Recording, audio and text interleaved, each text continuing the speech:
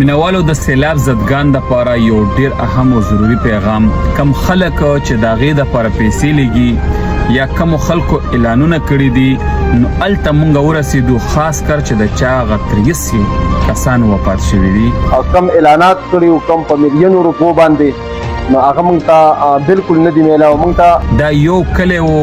سره ترورې زامن د ماما زامن خورایونه رویرونه او دا شانتي لري تر ګران خو لکه ټبر یو ټبرو دغه ټول په یو حجره کې صرف راغونډي پاغي کې دوا تناستي خو ما الته معلوماتو کو نو ما ورته ویل چې را پلاني دومره پیسې تاسو پر اعلان کړی دی پلاني کړی دی خو دا غي د وینا مطابق دا غي د خپل مطابق چې هغه و چې تر اوسه پورې مونږ ته صرف 1 لک روپیا را رسیدلې دي او کم اعلانات کړي او کم په میلیونو روپو باندې نو هغه مونږ ته بالکل نه دی میلاو. نو زه تاسو ټولو ته یو ریکوست کوم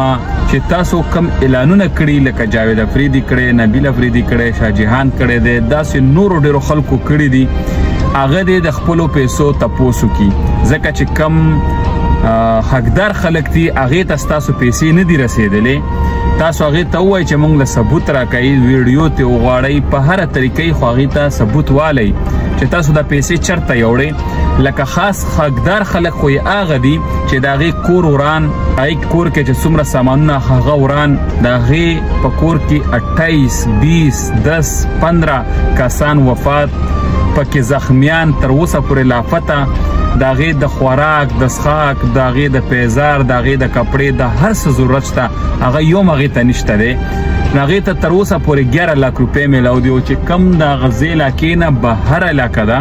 چې هغې ته معمولي اوبه ورننوتي دي یا لږ تاوان ورته رسېدلی بالکل هغې ته هم تاوان د هغې هم حق دی هغې له هم پیسې ورکوي خو پیله د دې حق دی چې د دې هر څه پوره شي بیا به هغه نو ځکه چې د دې مړي هم شوي دي کورونه مکمل وران شوي دي په هغې کې سامانونه هر څه لاهو دي